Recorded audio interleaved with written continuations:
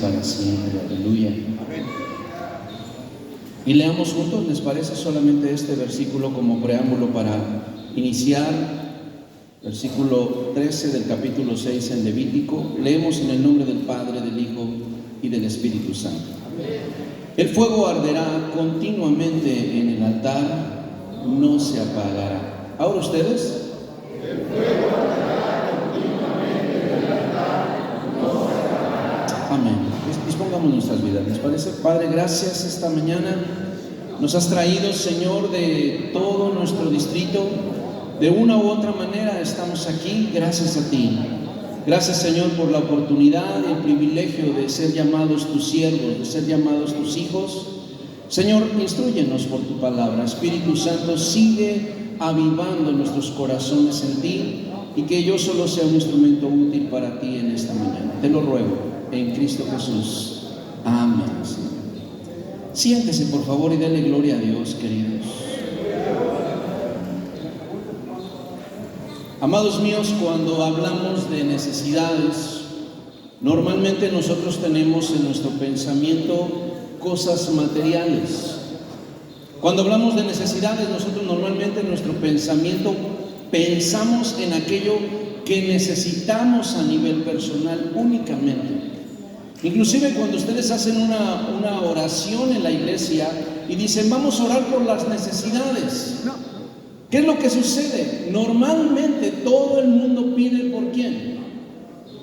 Por sí mismo, ¿cierto o no? Vamos a hablar de las necesidades y entonces todo el mundo se enfoca en ¿quién? En la personal, en la propia. Es muy difícil que en la iglesia alguien diga, hermanos, en este tiempo de necesidades vamos a interceder, por ejemplo, por los misioneros que están en África. ¿No? Es muy complicado. Todos pedimos por necesidades muy personales y no está mal. Eso es bueno, para eso es la oración. Dentro de la oración está la oración de alabanza, la oración de intercesión, la oración de necesidades, la oración en el Espíritu, es bueno. Pero el tema que yo quiero tratar con ustedes hoy lleva un poquito más allá, una intención. Me toca hablar acerca de la necesidad de avivar el fuego. Esa necesidad de avivar el fuego. Y esa necesidad va más allá de lo personal, amados. Sobre todo en nosotros como pastores, como ministros de Dios. Si yo les hiciera la pregunta, ¿por qué son pastores? ¿Por qué son ministros? Cada uno tendría un testimonio diferente. Cada uno tendría una razón diferente. Los pastores que están comenzando en el ministerio seguro que verían una razón muy diferente a los pastores que ya tienen más años en el ministerio. Si yo le preguntara a los pastores que ya tenemos más de 20 o 30 años en el ministerio, ¿por qué seguimos pastoreando? La razón quizás sería muy diferente. Y déjeme decirle algo, cuando el Señor se revela a la humanidad, escoge un pueblo. Y ese pueblo al cual se le revela especialmente eran los hebreos. A los hebreos comienza Dios a hablarles de una manera ya no tan general como en el Génesis, sino que comienza a estipularles una ley que dice el apóstol Pablo que es buena si se usa legítimamente. ¿Está conmigo? Así que usted y yo entendemos que toda la escritura es inspirada por Dios y toda la escritura es útil para enseñar, para redarguir, para corregir en justicia. ¿Está conmigo? Espero que usted no tenga esa actitud semi-herética de decir eso es del Antiguo Testamento y esto ya no aplica en el Nuevo Testamento. No, la palabra de Dios es un todo, es una unidad de revelación. Y Dios lo que busca es que leamos el Antiguo Testamento a la luz del Nuevo Testamento. Pero ¿cómo puedes comprender a base de la luz lo que a veces no quieres conocer? Este pasaje es muy sencillo.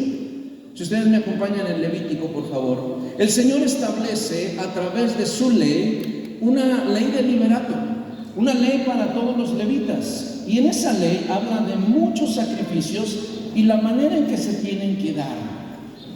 Usted lo sabe, no le puedo enseñar mucho porque aquí hay gente que tiene muchísima experiencia y conocimiento, pero usted sabe bien, Dios eligió a Aarón y a su descendencia como los que sacerdotes. ¿Sí está conmigo? Aarón, el hermano de Moisés, imagínate qué interesante, libertadores, sacerdotes juntos, un equipazo para libertar al pueblo. Y este equipazo Dios lo prepara y llama la atención porque dentro de todas las leyes que Dios empieza a establecer, esta es una de las que llama muchísimo la atención, queridos. Ahora usted debe de saberlo, en el medio de esa huida de Egipto, va el Señor delante de ellos, abre el mar rojo, pasan adelante, llegan al desierto, Dios pone la Shekinah sobre ellos y hay una nube en el día y una columna de fuego en la noche. ¿Sí recuerda eso? Dios establece un lugar, una pequeña tienda donde va a habitar su presencia, que se conoce como el tabernáculo. ¿Sí está conmigo? Y dice la Biblia que donde se levantaba la nube y caminaba, todos tenían que caminar.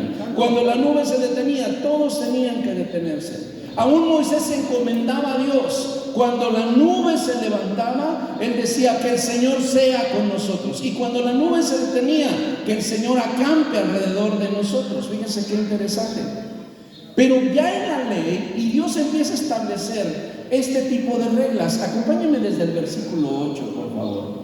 Incluso las sociedades bíblicas con estos subtítulos a veces nos ayudan y a veces nos nortean. Porque no sé si ve el subtítulo que usted tiene, dice leyes de los sacrificios. El detalle es que los sacrificios viene hablando desde atrás acerca de los sacrificios. Pudiéramos hablar de que más bien es leyes para los sacerdotes. Y fíjese lo que dice en el versículo 8. Habló aún Jehová a Moisés diciendo, manda a Aarón, ¿y a quién, queridos? ¿Quiénes son ellos? Los. Y quiero adelantarme un poquito. Usted y yo somos los sacerdotes de Dios para esta generación. ¿Está conmigo? Todavía quiero llevarlo más allá. La iglesia que usted pastorea son los sacerdotes de Dios para esta tierra. Tú y yo no somos los sacerdotes del catolicismo romano, donde solamente un hombre recibe la revelación y todos los demás no saben ni qué onda con su vida. Tú y yo estamos llamados como sacerdotes de Dios a llevar a que toda mi congregación sea sacerdotes del Dios Altísimo. Ellos no están llamados a servirme a mí, ellos están llamados a servir al Rey de Reyes y Señor de Señores. No se nos olvide nunca eso, queridos. La grey no es nuestra, es del Señor. Las almas salvadas no las compraste tú, las compró el Señor. El ministerio que tienes no es tuyo, te lo dio el Señor. ¿Sí está conmigo? Algunos los veo dudosos. Algunos a lo mejor dicen, no, es que a mí me lo heredaron. Quizás sea parte del problema. Tú no estás ahí por herencia, y si llegaste por herencia y no tienes el llamado, déjalo. ¿Está entendiendo? Y si tú no tenías ninguna clase de linaje y llegaste ahí, asúmelo. ¿Se entiende? Esto no es de experiencia ni de sangre. Esto es un llamado por la sangre de Jesús. Y vean qué interesante. Dios le habla a Moisés y le dice, dile a los sacerdotes, esta es la ley del holocausto. ¿Y en qué consistió un holocausto de diferente, hermanos? Un holocausto, la diferencia es que tenía que quemarse completamente. ¿Tenía que qué, hermanos? Quemarse completamente. Es de llamar la atención. ¿Por qué Dios le habla así a los sacerdotes para un sacrificio que se tiene que quemar completamente? Siga leyendo conmigo, por favor. Y esto es lo que más me atrae de este pequeño pasaje. Dice en el versículo, el holocausto estará sobre el fuego encendido, sobre el altar. ¿Cuánto tiempo, queridos? Toda la noche hasta la mañana. El fuego del altar arderá en él. Déjeme decirle algo. Nosotros a veces leemos la ley y decimos, claro, así es. No, yo quiero que pienses en algo. Estás caminando por el desierto, no hay leña por todos lados para recolectar, no hay una serie de comodidades para poder hacer tu trabajo, y los sacerdotes tienen que comenzar a ingeniárselas para que las leyes de Dios se comiencen a cumplir. ¿Me está entendiendo? Ahora, no solo eso, ellos van a través del desierto, pero van a llegar ¿a dónde? ¿A dónde van a llegar? ¿A dónde? A Canaán. El destino del pueblo no era el desierto, el destino del pueblo era la tierra prometida. Y nosotros a veces tenemos como la idea de que nuestro destino es el desierto y toda nuestra vida es un desierto. ¿No se han dado cuenta que las canciones que más disfruta la iglesia son las canciones desérticas? Cansado del camino, híjole, y hasta llora la gente. Pero una canción que adore a Dios, que exalte directamente a Dios, es extraña para la iglesia. Porque vivimos dentro de una generación de personas que se han acostumbrado a darle vueltas a sus problemas en lugar de dejar que Dios los guíe hacia la tierra prometida. Los levitas, hermanos, dése cuenta usted de eso. Ellos comienzan a entender la ley y dicen, a ver, espérame, ¿cómo que el fuego no se va a apagar toda la noche hasta la mañana? ¿Y la leña? ¿A quién le toca? ¿A quién le tocaba la leña, hermanos? ¿A quién? A los sacerdotes, ¿cierto? Ellos tenían que ir a buscar la leña, ellos tenían que darse la oportunidad y el trabajo de estarlo haciendo. Vean cómo esa dedicación, nosotros a veces en el llamado pastoral dejamos de tenerla muy en cuenta. Debo de decirle con mucha tristeza, muchos de nosotros nos hemos convertido solo en organizadores de cultos. Tenemos que volver a tener claro, el fuego de Dios debe de estar ardiendo desde la actitud en nuestro corazón. ¿Está conmigo? Tú y yo no somos organizadores de cultos, hermanos. No somos amenizadores de fiestas. Somos personas que estamos llamados a ministrar la presencia de Dios para todo un pueblo que necesita el poder de Dios.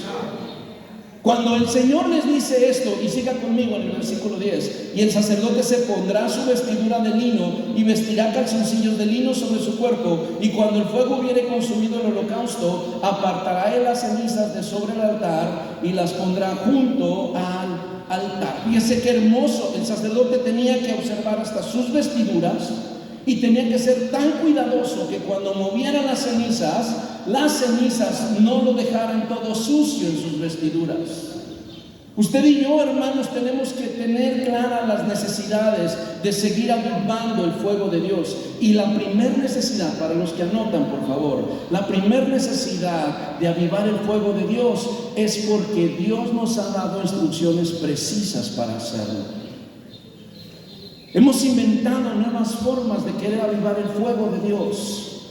Y no hay tantas formas nuevas. Lo único que necesitamos es estar observando lo que Él nos ha mandado.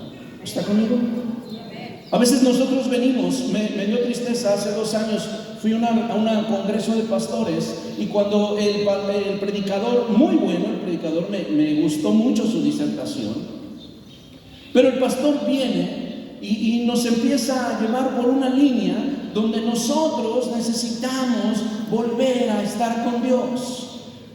Y déjenme decirle algo, me dio mucha tristeza cuando él está predicando y dice, ¿cuántos de ustedes han dejado la palabra de Dios? Está ahí polvorienta en tu casa. Y muchos dicen amén. ¿Cuántos han dejado de orar? ¿Y cuántos han dejado de esto? ¿Y hace cuánto que no esto? Y muchos amén. Al final de la predicación dice, vengan todos los que estén arrepentidos porque han abandonado el altar de Dios. Hermanos, más del 60% de pastores pasaron. ¡Santo, aleluya! Me dio mucha tristeza. Porque, hermano, esto no es avivar el fuego de Dios.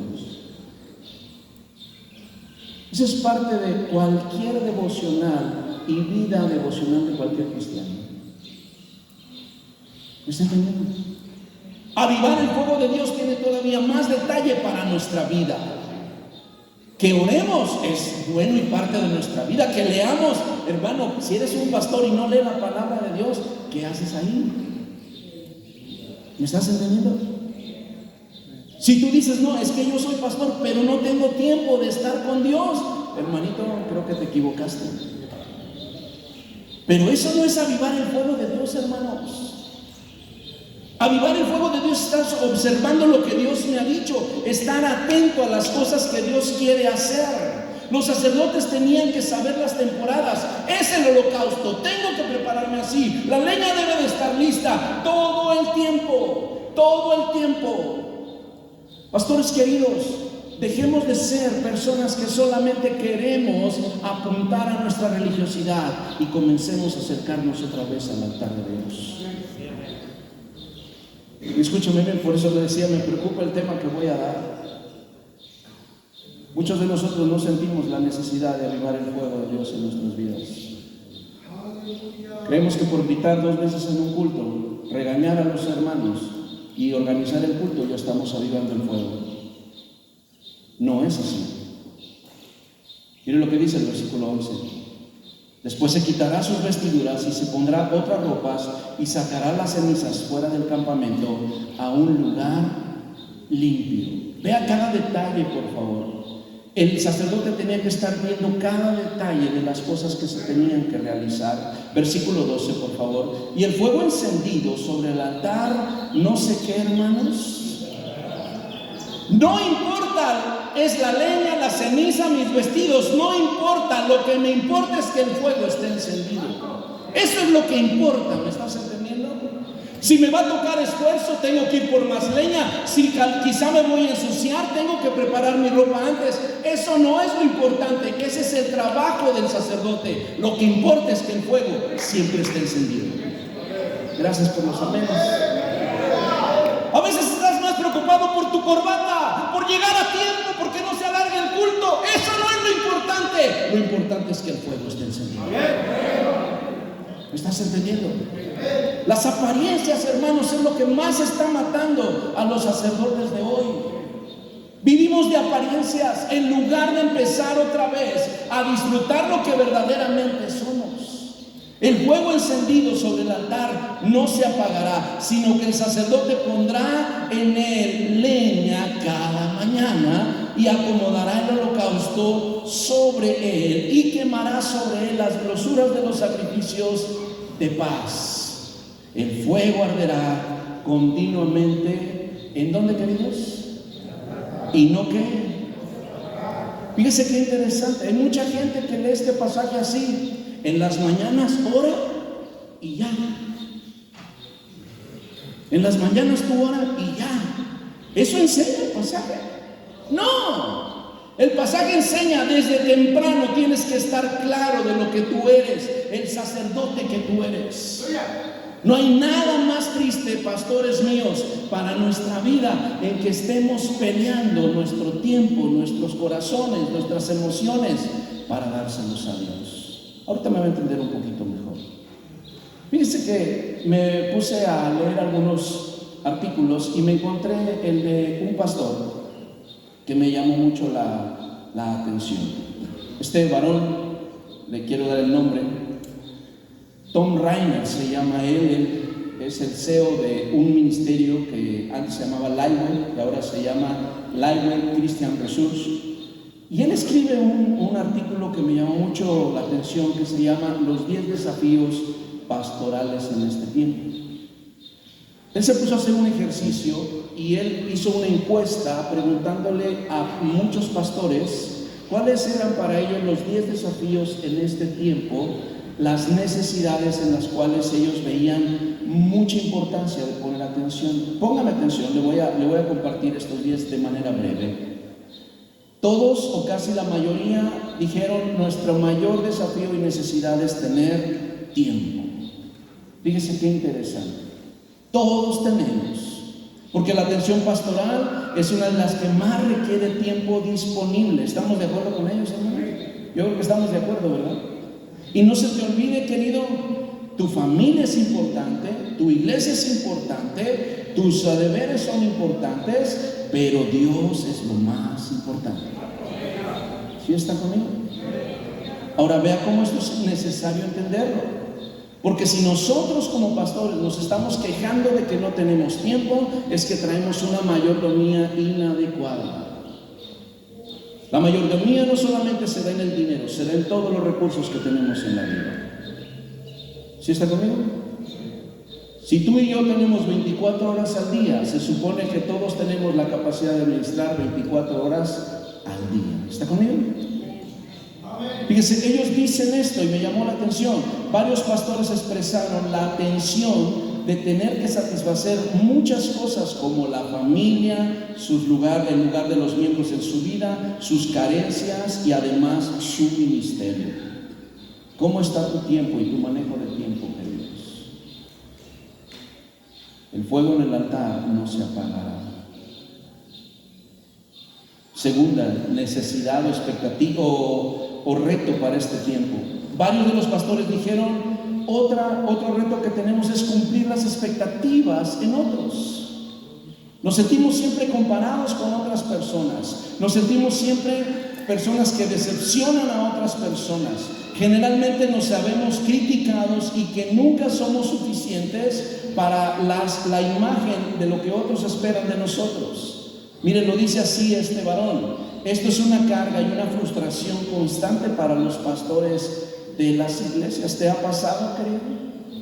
¿Te ha pasado que tú estás pensando cómo está la iglesia de enfrente, cómo está la iglesia de allá, cómo va caminando el pastor de acá? Escúchame bien, el fuego en el altar cuando no se consume, deja que nosotros nos enfoquemos en lo que necesitamos hacer, no lo que los demás hacen. Nuestra identidad, hermanos míos, no se trata de hacer más que los demás. Nuestra identidad se trata de seguir lo que Dios está estableciendo para nuestra vida. ¿Usted está viendo? Lo voy a decir con mucho cariño. Vivimos peleándonos con iglesias que están a una calle de nuestro templo, como si no alcanzara el mundo para todas las personas, para predicarle a todo el mundo. Y a veces vivimos en una lucha constante. Es que se puso acá, y es que esto acá, y es que esto allá. ¿Sabes una cosa? Tú y yo nos debemos ocupar en que el fuego en el altar esté encendido. Las expectativas de los demás no es nuestro trabajo. Si alguien critica tu vida, si alguien critica tu caminar, preocúpate que si te critica teniendo la razón. ¿Ya me entendió? Pero si no tiene la razón, no te preocupes. Tú sigue avivando el fuego de Dios en tu vida. Tercero, por favor, voy avanzando. Otro reto que ellos ven es la fatiga emocional que existe en los pastores. Reitero para los que van anotando, el primero es el tiempo, el segundo son las expectativas, el tercero es la fatiga emocional. Muchos pastores están fatigados emocional, física, mental y hasta espiritualmente. Les duele todo, les duele desde el cuerpo hasta el alma y el corazón. No digan amén. Y tristemente la mayoría de pastores externaron que muchas veces son incapaces de separar el dolor que tienen en su cuerpo, en su alma o en su espíritu con todo lo que hacen día con día. Y quizá yo pensaba, muchos caminamos así. Caminamos con esa tristeza, caminamos con ese dolor a veces de nuestro cuerpo. Y el dolor se vuelve el centro de nuestro caminar. Lo que debe ser el centro es el fuego de Dios. Ese es el que no se tiene que apagar. ¿Estás conmigo? Duele la casa, duele. Duelen las críticas, duele el bolsillo, tal vez duele tu cuerpo, tal vez duele. Pero mi cabeza, mi corazón y mi mente tiene que estar enfocado en la llama que no se apaga. ¿Usted entendió? Si el dolor se vuelve el centro de tu vida, escúchame bien, quizá el fuego hace mucho tiempo que se apagó y no te has dado cuenta. ¿Dónde lo puedes ver? En tus labios, porque de la abundancia del corazón que habla. Analiza tus palabras, analiza tus charlas, analiza tus pláticas con tu esposa, con tu esposo, y él o ella te pueden decir perfectamente eso. ¿A qué suenas cuando tú estás hablando? El tercero es la fatiga emocional. El cuarto, el síndrome de yo puedo arreglarlo todo. Aquí, ¿cuántos pastores que pueden arreglarlo todo hay? Muchísimos. Muchos pastores, escúchame bien, dicen lo siguiente, que se han convertido en reparadores de todas las cosas. Ellos pueden solucionar todas las cosas en su vida, con la gente, con el templo, todo quieren arreglarlo y por consecuencia se sienten frustrados y desesperanzados porque tú y yo no podemos arreglar todas las cosas, queridos. Tú no le puedes arreglar la vida a toda la iglesia, Tú no le puedes arreglar la vida a Isipar, tú no le puedes arreglar la vida a toda tu familia. Tú tienes que enfocarte en una cosa, que el fuego no se apague. ¿Me estás entendiendo? Y escúchame bien, y ese reto mental y emocional es tan fuerte para nosotros, porque nosotros siempre estamos buscando a todo el mundo tengo que satisfacer. Pero al primero y al único que debo de satisfacer es a Dios. ¿Me está entendiendo? Ahora no estoy diciendo desentiéndase de toda la gente, no, sino que tú tengas claro, primero el fuego, después todo lo demás. ¿Sí está conmigo? Primero el fuego, después todo lo demás. Si se te pasa la vida llevando gente, trayendo gente, subiendo gente, cargando gente, y toda la semana no tuviste tiempo para Dios, algo está desproporcionado en tu vida.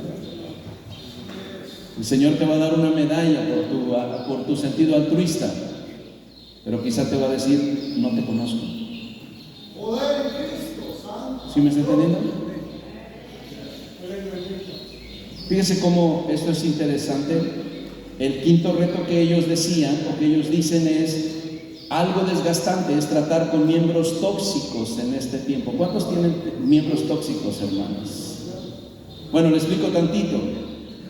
Los pastores se quejan de que pasan más de la mitad de la semana tratando con miembros tóxicos o miembros heridos por personas tóxicas.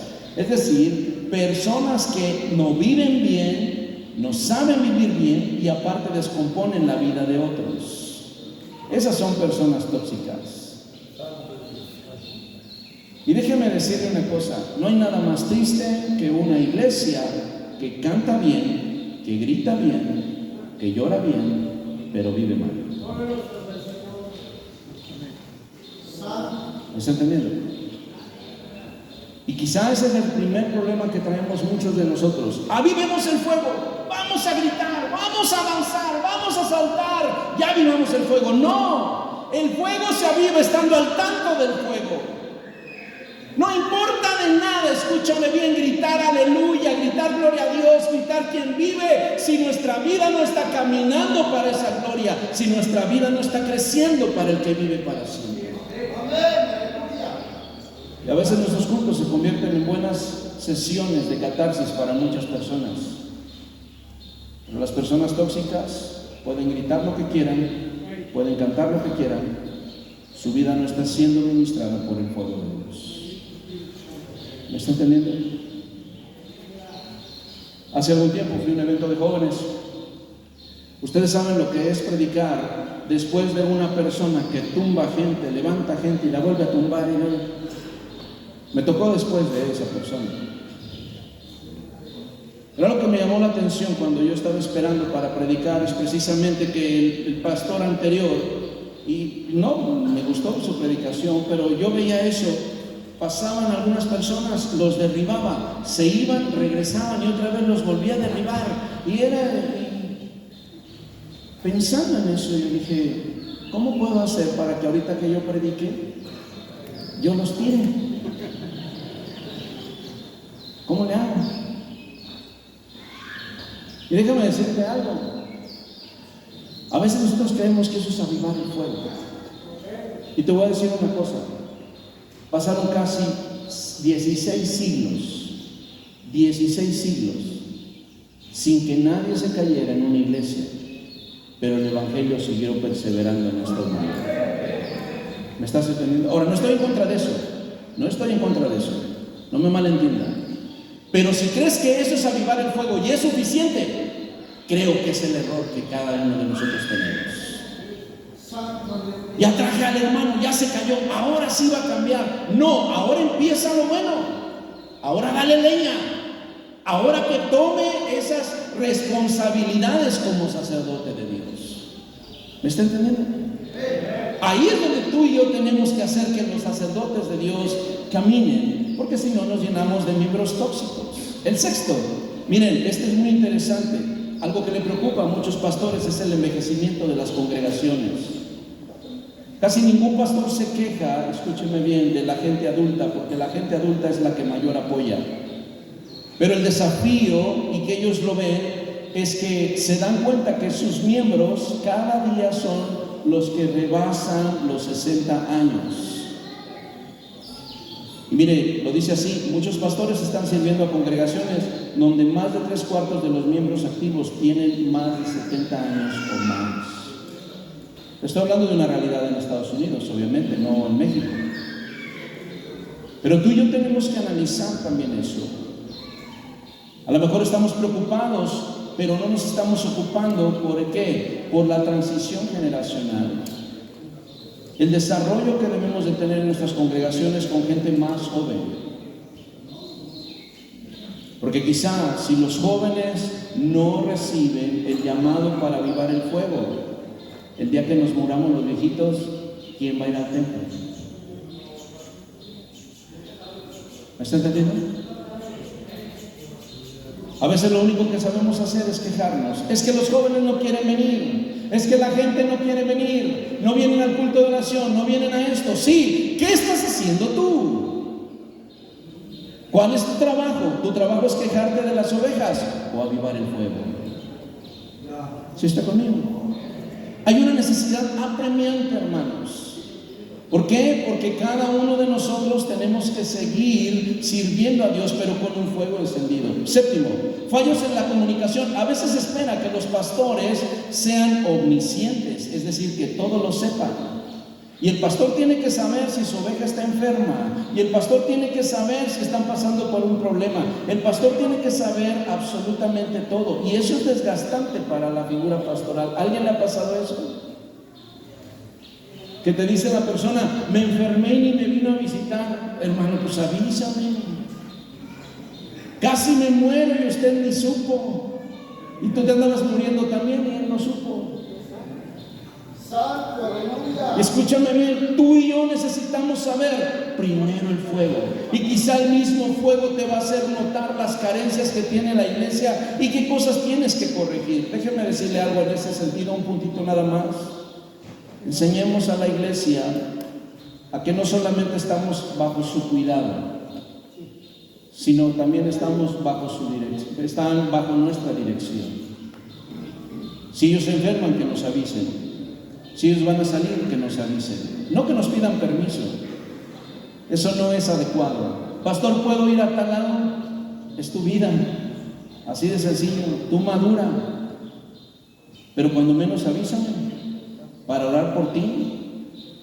¿Sabes una cosa? A veces tenemos un sentido tan paternalista como pastores que nosotros tenemos que estar ahí, y las ovejas no han madurado, y como no han madurado ni siquiera tienen la intención o la noción de decir: pastor, me estoy muriendo, ¿puedes venir a darme los santos óleos? Ah, no, ¿verdad? No, pero puedes venir porque estoy enfermo. Ah, no, tiene el pastor que adivinar. Y eso es una falla en la comunicación interna que tenemos dentro de las congregaciones. Eso desgasta a los pastores y eso hace que el fuego no lo tengamos pendiente. Voy con el número 8.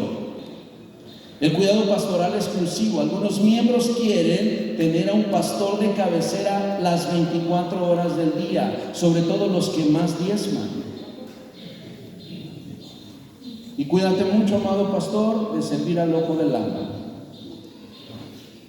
La familia o el hermano que diezma más tiene toda tu atención. El que no diezma, a ver cómo se las arregla. Tú y yo no estamos al tanto de quién diezma y quién no diezma. Debemos estar al tanto del fuego de Dios.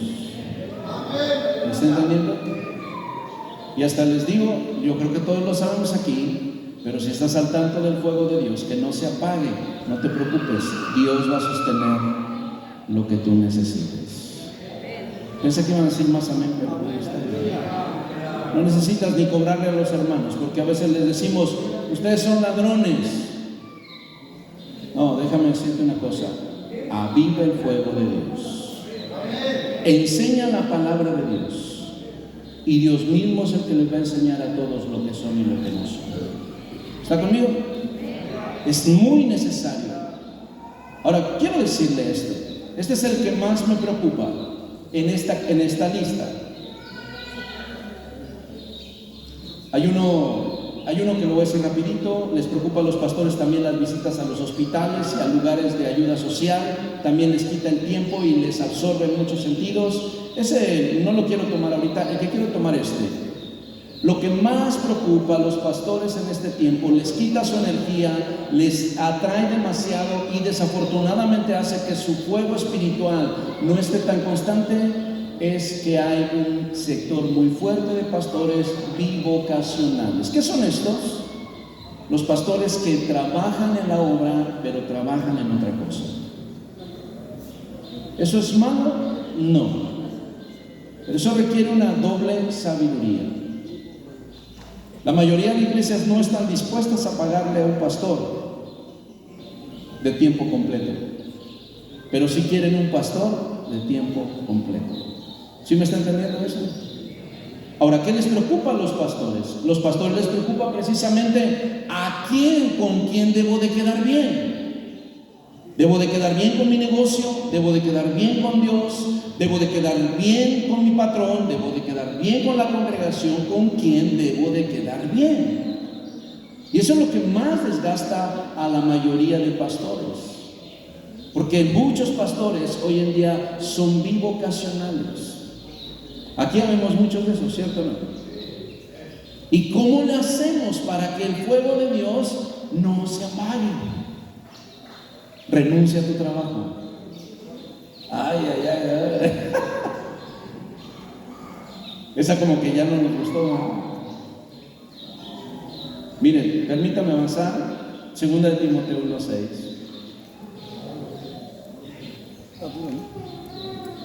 Cuando el sacerdocio, escúcheme bien, exclusivo para Aarón y su familia, Dios viene a razón de los tiempos. Dios viene y lo distribuye o lo ministra a otros creyentes, a más creyentes. Y Dios no solamente llama a 12 apóstoles, sino que le empieza a llamar a todo un pueblo que les dice: ahora ustedes son reyes y sacerdotes para anunciar las virtudes de su nombre. ¿Sí está conmigo? Escúcheme cómo esto es tan importante, porque la primera generación de apóstoles, los 12 apóstoles del Cordero, como se les conoce, ya murió. Solamente queda uno con vida. Dios llamó a otros, uno de ellos hasta se dijo yo como un abortivo, se llamaba Pablo. ¿Sí está conmigo? Pero Pablo un día, llegando a una ciudad, conoce un discípulo que era medio hermano, vamos a decirlo así. Pero este era un buen discípulo, y cuando él lo conoce, lo invita a viajar con él, hace con él necesariamente algunas cosas, y este muchacho se llama Timoteo. Timoteo, pudiéramos decirle, hermanos, es de tercera generación de sacerdotes de la gracia. ¿Me está entendiendo? ¿Usted y yo de qué generación somos? No, pues ya fue, ¿no? Ya somos de la quién sabe qué generación. Pero escúchame bien, Pablo ya murió, Timoteo ya murió, muchos ya murieron. Nosotros estamos aquí hoy para seguir avivando el fuego de Dios. Pensé que ibas a decir amén con más alegría. Santo.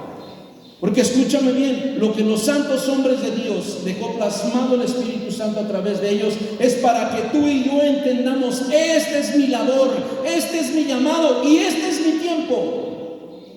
No va a venir Pablo, no va a venir Timoteo, no va a venir Pedro, no va a venir Aarón. Dios te llamó a ti para eso. ¿Sí está conmigo? Y han pasado ya casi una generación después de que el Señor ascendió al cielo, y Pablo ya le escribió la primera carta a Timoteo.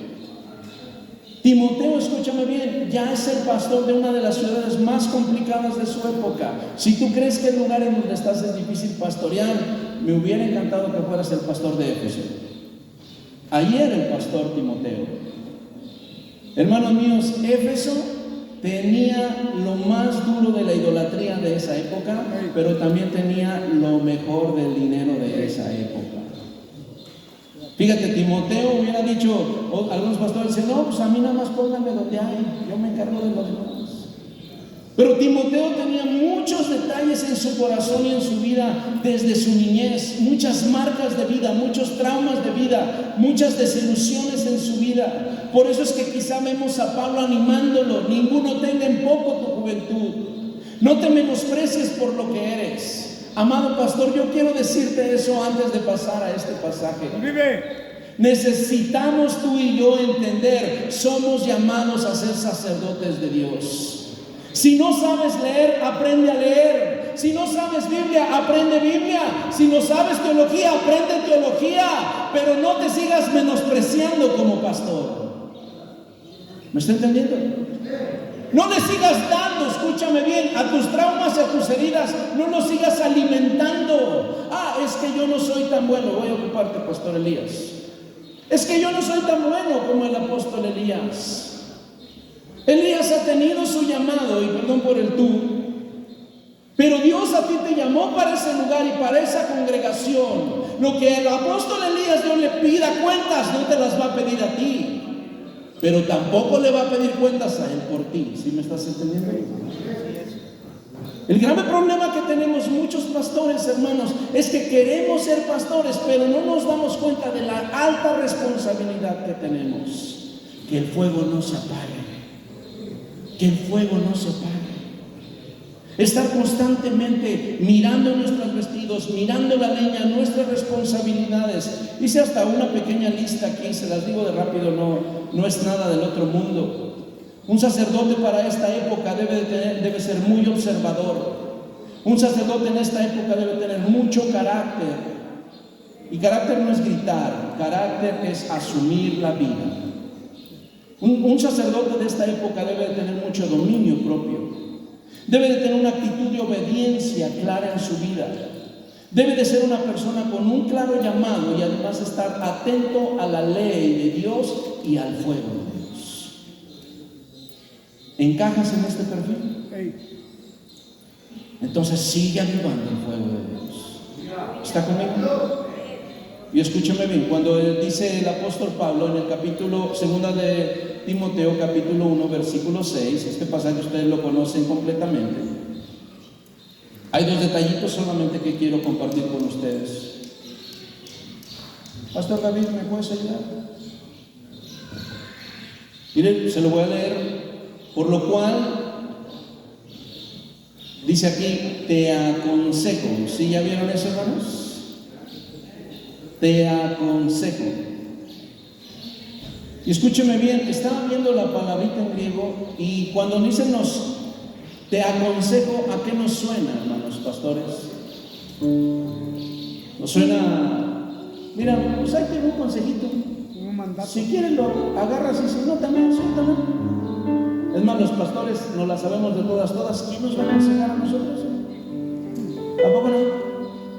¿Quién me va a decir a mí si soy el siervo del Señor? Estudiante de la Universidad fulana y bajo los pies de quién sabe quién. ¿Y quién me va a decir a mí que he sufrido tanto en este pueblo? ¿Y quién me va a decir a mí? Porque a veces así somos los pastores, ¿cierto? Pero fíjate qué interesante. La palabra en español de consejo también se puede traducir como te recuerdo. Te hago otra vez a entender, te doy razón de que avives el fuego de Dios. Es decir, no es algo que tú tomes opcional, porque a veces un consejo lo tomas o no lo tomas. No, te recuerdo que esa es tu responsabilidad, Timoteo, que avives el fuego de Dios. Pastores, me recuerdo a mí que tenemos que avivar el fuego, que no se apague. ¿Me está entendiendo? Que no se apague. Y mira qué interesante, porque cuando el apóstol Pablo le dice, yo te recuerdo, Timoteo, que avives el fuego del don de Dios, pero me llamó mucho la atención eso. Incluso les confieso algo, busqué varias predicaciones en YouTube y todos o la mayoría utilizan el ejemplo. Y alguna vez yo también usé el ejemplo de que está el fuego y hay que echarle más leña para que sea avivado. El problema es que la palabra en griego dice que despiertes el fuego. Es decir, que ese fuego en Timoteo ya se estaba, ¿qué, queridos? Apagado. Así que te recuerdo que despiertes el fuego que se apagó en ti. ¿Me estás entendiendo? No es un asunto, hermanos, de que tengamos fogatitas así, pues, voy a aguantar con esa, a ver qué pasa. No, es una fogata que hace holocausto, que quema todo hasta las cenizas. Y pensaba por eso a veces, le damos a la iglesia hasta con la cubeta y nadie se arrepiente. ¿Me entiendes? Porque a lo mejor estamos trabajando con fogatitas así y el fuego del holocausto quemaba todo. ¿Sí me está entendiendo? Dice incluso la ley que lo quemaba todo, los huesos, la grosura, todo, hasta las cenizas. Y eso es lo que Dios tiene que hacer con nosotros y con el pueblo que Dios puso a nuestro cuidado. A veces ni siquiera necesitas regañar tanto. Cuando la fogata está grandota, el Espíritu Santo viene y hace lo que quiere hacer. ¿Sí me estoy entendiendo? Te recuerdo que lo que se apagó, tú vengas otra vez y lo despiertes, lo enciendas de nuevo. Miren esta palabrita que es anasupureo. Eso significa que lo enciendas de nuevo. Y eso es de llamar mucho la atención, hermanos. Porque yo veía esto, hermanos. Vean el final del versículo: que avives el fuego del don de Dios que está en ti por la imposición de mis manos. Yo nunca lo había pensado así, pero cuando estaba estudiando para este tiempo, Pablo le está escribiendo a Timoteo, hermanos, con un sentir de preocupación. Porque le está diciendo: hijo Timoteo, eres un gran hombre de Dios. Aprendiste la fe desde tu mamá, desde tu abuela, y no es fingida, pero hay cosas que ya se apagaron en tu vida. Por eso te recuerdo que prendas otra vez el fuego de Dios. ¿Está conmigo? Y aquí va el centro de todo. Con esto que me entiendan ya la hice. Segunda de Timoteo 1:7. Porque no nos ha dado Dios, ¿qué, hermanos? Espíritu de... Hermanos, necesitamos volver a ser una generación de pastores de fuego. ¿Verdad que no te suena bien? Escúchame bien, porque nos hemos mal acostumbrado a que el fuego, todo lo que tiene que ver con el fuego, son gritos y ¡fua! Y esto y el otro. Ahora hasta hay una moda de que ahora los predicadores están... ¿Te imaginas tú a Juan, el apóstol? ¿Te imaginas tú a un Lutero? ¿Te imaginas a un Calvino? ¿Te imaginas a un Wesley? Pero ¿sabes cuál es el problema? Lo opuesto. Para nosotros es lo opuesto. A veces ya no sabemos si somos bautistas pentecostales o pentecostales reformados. Déjame decirte una cosa: tenemos que volver a dejar la cobardía. Y cuando oremos por un enfermo, no necesitas gritar, necesitas creer. Dios puede levantarnos. Tenemos que dejar la cobardía. Dios tiene que visitarnos, y Él prometió que entre nosotros había lenguas, que entre nosotros había profecía, que entre nosotros había bendición, y yo creo eso. No necesito gritar, necesito saber: Él es Dios ayer, hoy y por siempre. Lo va a hacer otra vez. ¿Me está entendiendo? Pero a veces nosotros queremos que nos estén arengando a base de gritos, y no es el fuego, tal vez. Porque el fuego es todavía más poderoso. Todavía más poderoso. Porque dice, vea lo que le dice a Timoteo, a este sacerdote de tercera generación: sino que tenemos un espíritu de, ¿qué, queridos? Poder, de amor y de dominio. La necesidad más grande de avivar el fuego para nosotros, hermanos, necesitamos poder, necesitamos virtudes que verdaderamente transformen nuestras vidas. ¿Está conmigo? Estoy muy preocupado, hermanos, y yo creo que ustedes también. Si las cosas van como van, al terminar este sexenio, el aborto en nuestro país no solo va a ser legal, sino que para muchos profesionistas cristianos va a ser obligatorio ejecutarlo. No solamente eso, también me preocupa mucho. Desde hace 30 años el matrimonio en México está en crisis. Y como van las cosas, hermanos, quizá dentro de unos 10, 15 años en nuestras iglesias tengamos más parejas en unión libre que casadas. El poder, el dunamis de Dios, hermanos míos, cuando el fuego está encendido, hace que las personas tengan virtudes que verdaderamente transforman. ¿Me está entendiendo? Por eso es que tú y yo hemos conocido a personas que gritaban aquí, gritaban allá, brincaban acá, pero su vida nunca fue transformada. Que el fuego de Dios hace que el poder de Dios haga una bomba en la vida de una persona, y lo que antes era ya no es, porque el viejo hombre se quedó. Dios ha hecho una nueva criatura. Gracias por los amenes. Un espíritu de poder y una necesidad importante para este tiempo, porque tenemos, hermanos, una generación de iglesia muy pusilánime. Tú y yo tenemos que volver a mirar el fuego, estar al tanto de él. Ahora déjame decirte una cosa, me llama la atención: primero poder y después ser amor. ¿Ya vieron eso?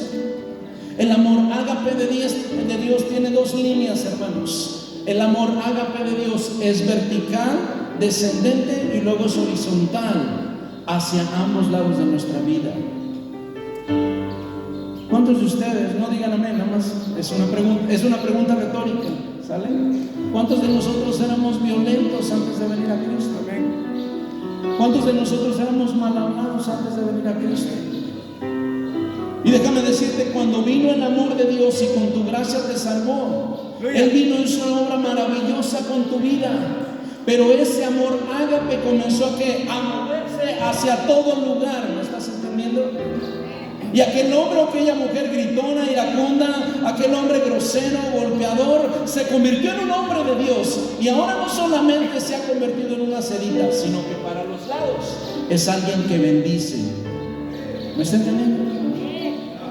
El amor, hermanos, es algo que como pastores tienen que estar siempre, pues, una necesidad de seguir creciendo en él. Bendito sea el Señor. Porque el amor, hermanos, el amor humano es muy voluble. Solamente el amor de Dios es el que permanece siempre. ¿Me está entendiendo? Leí una noticia hace como 2 meses donde en un país a un pastor lo demandaron ante las autoridades fiscales por enriquecimiento ilícito. Es un pastor que tiene helicóptero para llegar a su templo. No es Estados Unidos, por si alguno está pensando, no es en Estados Unidos. Pero algo que me llamó la atención, hermanos, es cómo a veces podemos caer en el amor al dinero sin darnos cuenta, en lugar de estar verdaderamente amando a Dios, y que Dios nos lleve a amar a quienes tenemos a ver. Amado mío, tú y yo todos los días tenemos que estar pendientes, como el Señor le dijo a aquella iglesia: tengo contra ti que has dejado tu primer amor. Y algunos de nosotros pensamos en eso como el amor de estudiante, pero la enseñanza no tiene que ver con eso. La enseñanza tiene que ver con quién está primero en tu amor. ¿Me estás entendiendo? A veces la gente dice: es que ya dejó su primer amor. No, hermanos. El amor se tiene o no se tiene. Y si tú amas algo más que a Dios, entonces ya no estás en el primer amor. ¿Estás entendiendo? Y por eso nosotros tenemos que volver a tener claro ese poder que cambia vidas, ese amor que ama vidas, pero el último también tiene que ver con esta necesidad de avivar el fuego, el dominio propio. Les voy a decir algo, escúchenme por favor. El sofronismo, esta palabra, tiene mucho que ver con los sacerdotes de aquella época y de esta. Si ustedes se acuerdan, las historias que más se recuerdan impactantes en la ley, en la Torá, ¿cuáles fueron? Las que tienen que ver con los sacerdotes. ¿Cierto o no? Cuando Coré, ¿sí se acuerdan de eso? cuando María, ¿sí se acuerdan? Cuando aquellos que ofrecieron fuego extraño, ¿se acuerdan de eso? Historias impactantes que tienen que ver con esto. El hecho de que tú seas sacerdote no significa que ya estás transformado en todas las cosas. Necesitas templanza, necesitas carácter, necesitas autocontrol, necesitas dominio propio. Miren, me puse a hacer un análisis de noticias en el mundo. ¿Sabe una cosa? Desde México hasta Argentina, noticias de este índole hay sobre pastores. Usted los puede googlear. Delitos de pecados sexuales en muchísimos pastores en toda Latinoamérica. Noticias, escúcheme bien, no solo de pecados sexuales, sino de delitos sexuales. Y a lo mejor muchas personas pensarán, ¿por qué hablas esto? Hermanos, porque aquí la mayoría somos pastores. Si usted viene como acompañante, aguante candela. No solamente eso, escúcheme bien, hay muchas noticias de pastores que están denunciados por estafa a personas, a negocios, a familias. ¿Me está entendiendo? ¿Sabe qué demuestra eso? ¿Que el evangelio ya no sirve? No. ¿Que Dios ya cambió? No. ¿Que el Espíritu Santo ya no tiene poder? No. Que muchos sacerdotes se olvidaron del fuego, y como se olvidaron del fuego, por eso es que su vida no tiene dominio propio. ¿Me está entendiendo? Lo más terrible, escúcheme bien, me encontré varias noticias de pastores que están siendo denunciados por sus propias esposas por violencia doméstica, violencia financiera y violencia verbal. No vengas a gritar al templo que Cristo vive y aleluya si a tu mujer no la tratas como vaso más frágil. No engañas a nadie, mucho menos a Dios. ¿Me está entendiendo? Y hermanas mías, pastoras queridas, bueno, esposas de pastor que están aquí, no sean tan tóxicas para pensar que su marido, como es pastor, no les puede decir nada. Pensé que iban a decir amén. Acuérdense que hasta el apóstol Pedro dice, como aquellas santas mujeres de Dios que le decían a su esposo, mi Señor. ¿Sí se acuerdan de eso? Yo no le digo que le diga a su marido mi Señor, porque si no se le va a subir demasiado. Pero cuando menos sí, respételo como su cabeza. Hónrelo como la que es la cabeza de su casa. ¿Sí está conmigo? Pero escúcheme bien, amado pastor, si hay pastores sacerdotes que pecan sexualmente, que cometen delitos sexuales, que están estafando, que están robando, que son violentos dentro de sus hogares, escúcheme bien, lo que significa es que nosotros tenemos que volver a mirar el fuego de Dios. ¿Está conmigo? Tenemos que volver al fuego de Dios. ¿Por qué no oramos? ¿Les parece? ¿Por qué no oramos? Que el fuego no se apague, que permanezca encendido siempre.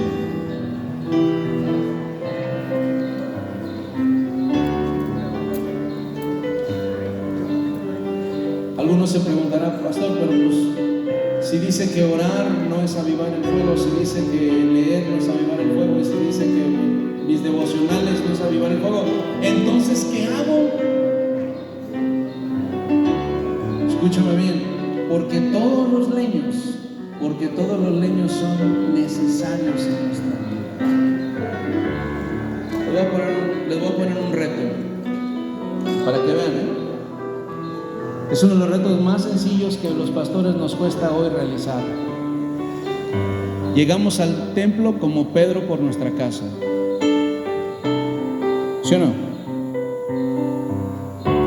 Llegamos al templo y como si fuera nuestra casa, y es casa de Dios y puerta del cielo. Yo le voy a pedir una cosa. Comencemos no por orar. Tú puedes orar parado, sentado, de cabeza, arrollado. Tú puedes orar de todas las maneras. Pero ¿sabes qué es avivar el fuego? Estar atento a Dios. Los quiero invitar. Ese es el reto más sencillo que he visto. Vamos a doblar nuestras rodillas. ¿Qué lo pones? Nadie necesita manipularte ni decir, no, no, no. Señor, esta es casa de Dios y puerta del cielo. Voy a comenzar estando atento a tu fuego, a la hoguera. ¿Verdad que a veces cuesta? Si yo soy el siervo, ¿cómo puedo humillarme? ¿Cómo puedo arrodillarme? Yo soy el siervo. Tú eres el sacerdote de Dios, llamado por mí. Sí, Señor. En el nombre de Jesús. Señor, aquí estamos, Dios, para esta generación. ¿Cuántas necesidades tenemos, Señor, de hacer, de llamar, de trabajar, Señor? Pero no queremos desenfocarnos, queremos estar